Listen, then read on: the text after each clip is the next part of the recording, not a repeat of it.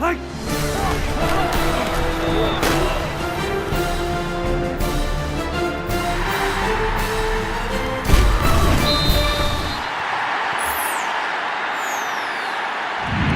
the Upco Studios in Oklahoma City, this is an OSU update with Gina Mizell. I'm Jenny Carlson. Gina, some news out of Stillwater on Monday. We didn't expect it, but Mike Gundy talked about Wes Lunt and his injury.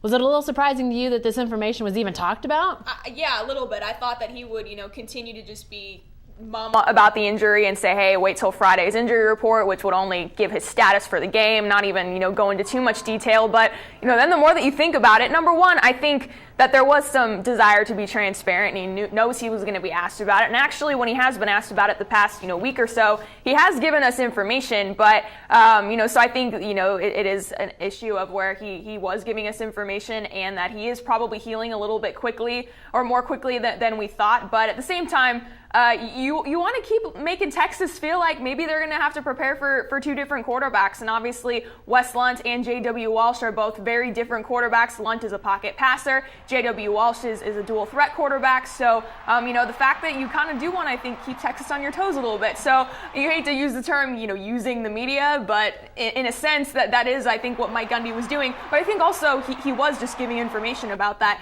Wes Lunt, he did have his cast cut off.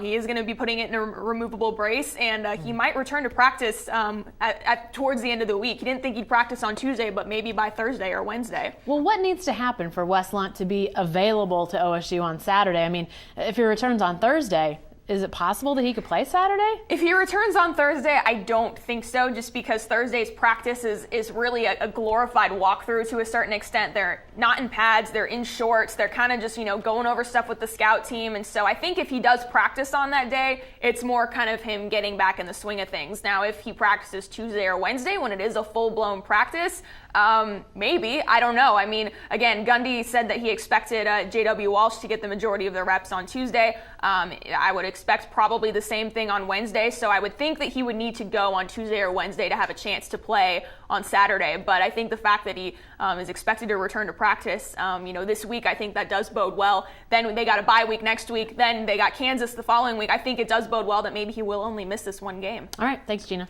Be sure to stay with the best coverage team anywhere at newsok.com and every day in the Oklahoman.